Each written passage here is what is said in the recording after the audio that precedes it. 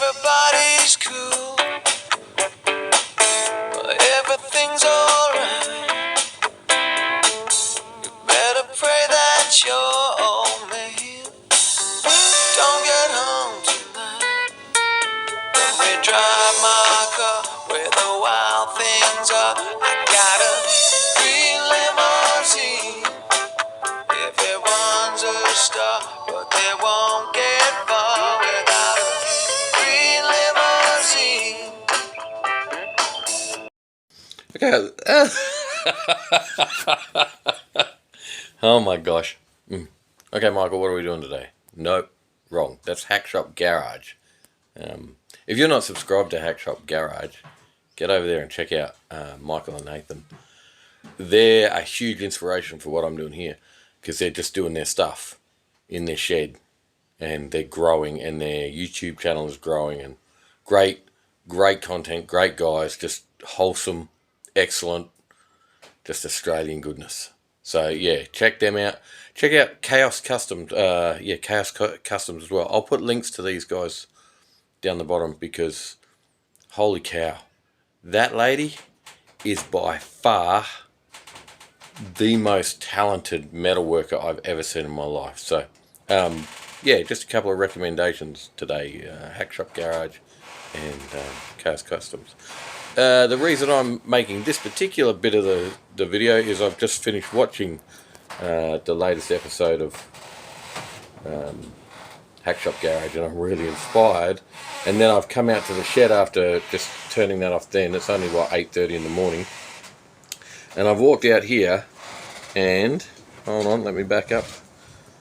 I'm out here thinking about Hack Shop Garage, thinking about some other stuff. I'm about to head out to the paddock, because as I said earlier in this video, which was yesterday for me, I'm not been out in the paddock to cut up that bit of the roof and whatnot, because the weather's been rubbish. Well, it's a heap better today. It's still a little bit of wind, as you can hear, but a way better day. So I'm going to go out there and cut that up, and I'll record that. But while my mind's been all, focused on Hack Shop and focused on going out to the paddock and what I need to grab, I've come in here, and it's taken me by complete surprise that this is actually starting to look like a car, not a rusted out heap of junk. And I'm really taken aback. I know when I was panel beating with my dad and when I had my own shops, it always used to amaze me that you're working, trying to get this car right, and then all of a sudden, one day, you're ready for paint, and it kind of sneaks up on you. And that's how I feel today. Like, I feel like these holes I've been looking at for over 12 months now, they've just healed up overnight, sort of thing. And I know I did the work, but it's a great shock to have. So yeah, and I know I've still got to do the other part of that, and that's the other reason I'm going to the paddock too, because I'm going to use the turquoise blue CM, whatever it is, to replicate the inside of that door there that I cut up yesterday, where there was a giant hole. So yeah, I've got to take some plastic and some textures down as well, so I can copy that. So most of today, well, not most of today, probably the next hour and a half will be in the paddock. So yeah, what a nice shock to have when you come in and you realise that, yes, it's been a slow burn, it's been frustratingly snail-paced at some points, but all of a sudden you're at a place where you can see all the progress, and it's exciting. I've never been happy with these corners, and I've not been sure what to do. I may take them off that CL roof that I'm cutting up and just insert them. I may rework them, I don't know. But yeah, I'm not happy with that, and never have been, and that's never ever been intended to be the final product, because that's just gross. But I can admit that. But that had no front on it, and I did that, and you guys watched, and I appreciate you. Anyway, enough rambling. Get my gear and head out to the paddock. Alright, so I'm going to be cutting up that roof and I'm going to be going to that Valiant, and I'm going to be taking a sample or a template of the inner door, and I'm going to film as much as I can, but the wind is up a little bit, so it may just make audio rubbish, so we'll see how we go.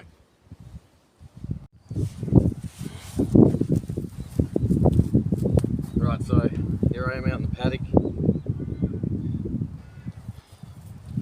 I've got my Azito branded, so the cheapest of the cheap. Oh no, XU1's cheaper, but we don't talk about that.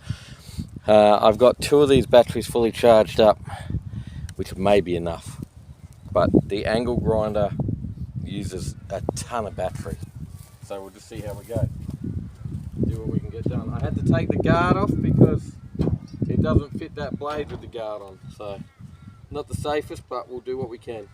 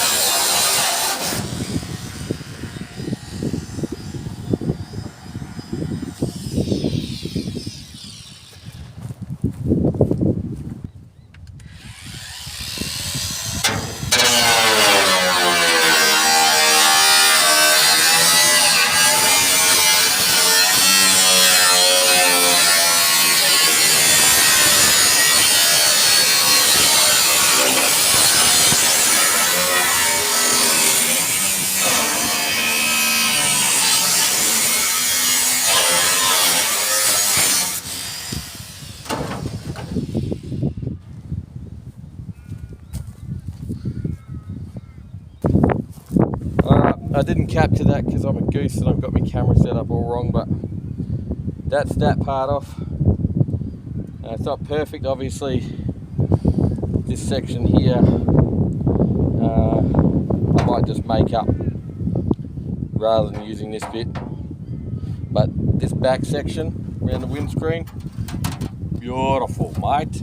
So I'm trying to figure out how I'm going to make up this section here. I don't like the template I made up, so I'm going to make it in sections. So I'm going to start off with this right angle here, and I'm going to come into this joint here.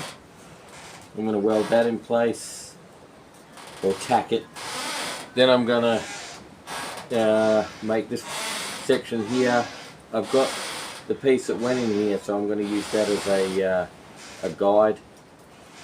And then I'm going to make up the last section, tack it all together, get it all so it's good, and then take it off and then weld it from the back. And that way I can leave those welds in there and it'll be stronger. Because if I weld it on the front and then grind it all off, that's going to make it pretty weak, I think. So that's how I intend to do it. Plans keep changing, so we'll just see what happens. So I'm going to go with the cardboard on this one, just because it's going to sit more where I need it to, and it's, you know, it's been quite malleable, so that's good.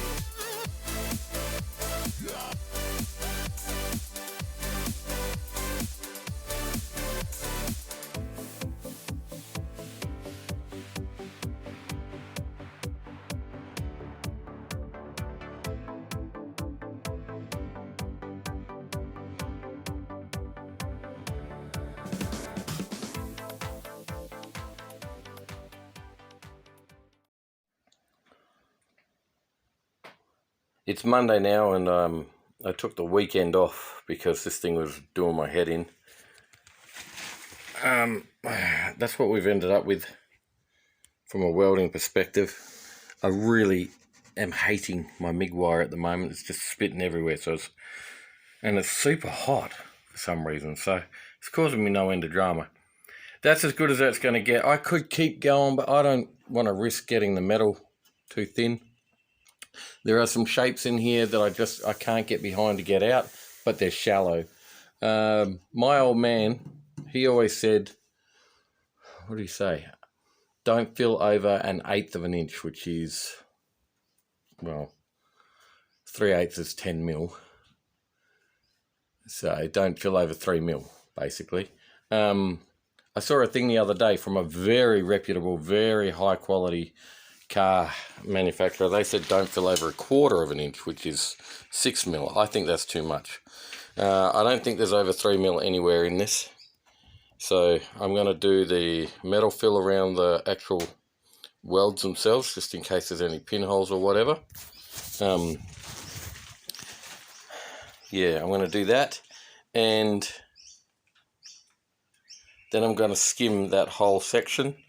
I'm going to give it a rough sand back, and then I'm just going to prime it, because it rained here on the weekend and everything got surface rust on it. So I spent probably 45 minutes sanding and grinding and getting it all good. But, you know, considering we started this week with holes everywhere and sections needed putting in, and now we've got pretty much, well, not pretty much, we've got complete C-pillar on this side. But yeah, that's where that's at.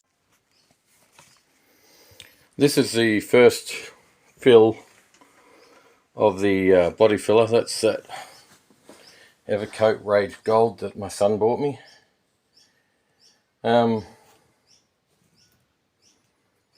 Anyway, I just want to show you a couple of things.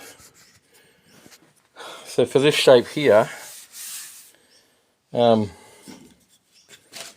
going to use this cardboard, and it actually, so just a bit of 60 grit there.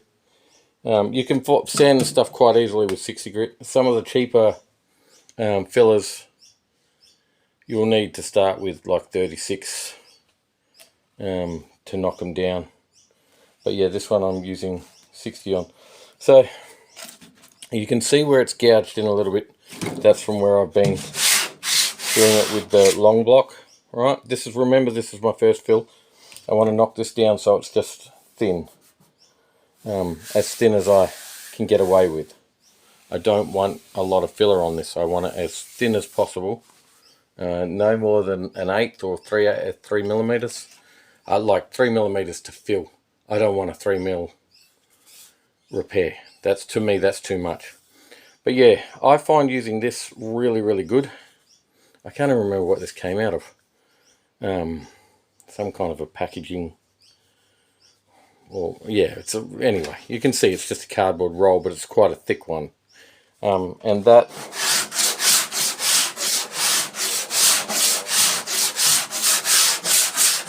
you know, that's perfect for in that space there. Right? That will knock that down really, really nicely. So that's what I'm using for that. And you can come up too as well. Like I have been doing a bit of sanding the whole length of that with this. This here, right, we've hit the metal, and you can see here we've got a hollow, right? That is definitely hollow, and if I run my hand down that is high. So the way I deal with that is I come over here to my hammers. Sorry about the wobblies. Come over here to my hammers and I get this one, right? Or if you're lucky enough and you're blessed enough to have one of these, where are you? Alright, with the split in it, grab that. Either will do, but the reason I'm showing you with this particular one is every single hammer and dolly set you buy, cheap, nasty, good quality ones, they all have this, right? Remember the multiple taps? So see, I'm not bashing it, I'm just tapping it, and you can see that's putting tiny little divots in there. I'm not whacking this, I'm not going to put a big dent in, I'm just juicing the metal. And you can hit on the filler as well, that's fine.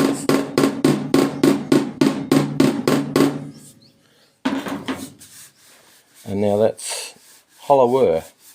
I'm going to keep doing it, but what I want to do is I want to take it down so that it's right. So I don't want to go hollow on that and then do a big fill or that. What I want to do is I want to just take it down enough so it's a little bit shallow, and as I sand the filler down to it, it's the right shape. That's not far off, so I'm not going to take much out of that. I can feel it's a little low there. It's definitely low there. That is a little proud, but it's not a lot proud. So I'm just going to take a little bit out of that, and then I'll know that I've got to do another fill. Yeah, but that's basically first pass on this this repair here. I thought I'd give you a bit of insight.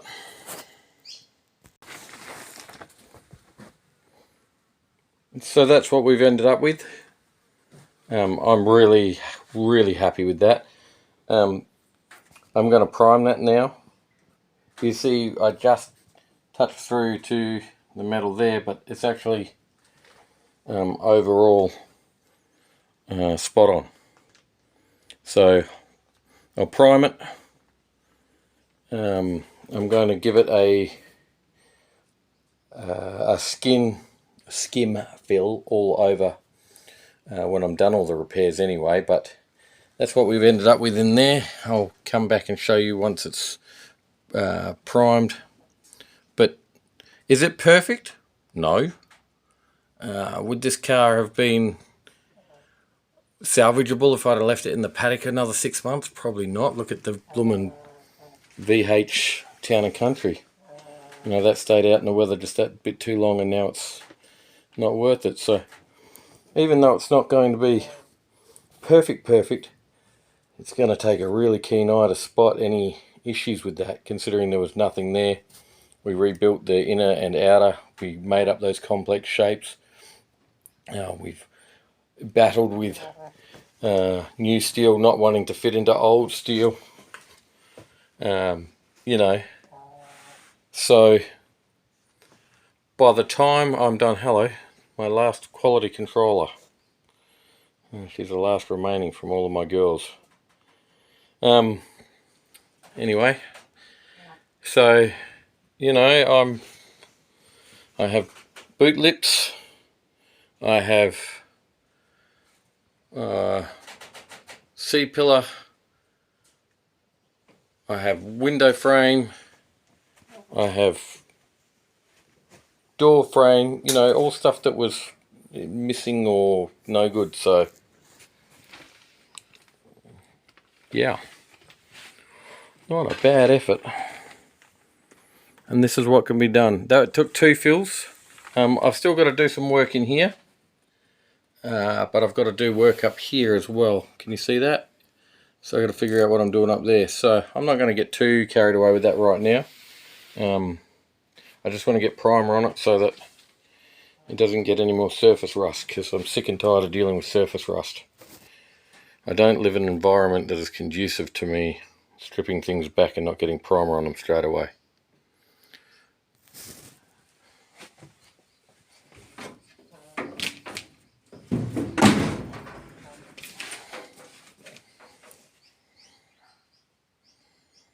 Yep.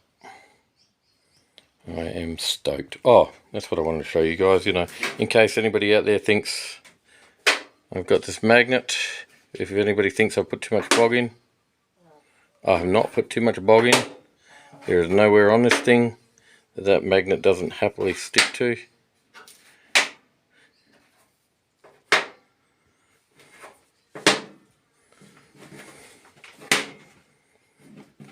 you know, we could go on and on and on, but I don't need to. There's yeah, the very smallest layer of filler that I can get away with, and that's what I want all over this car. Voila! It's primed. Looks pretty darn good.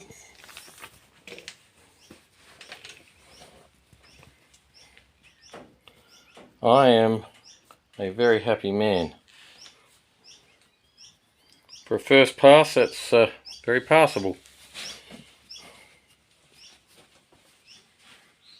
Obviously there's going to be build-up of spray primers and, you know, a skim of body filler, then spray primers and high build primers and a ton of blocking back. But, you know, as I just work through the bodywork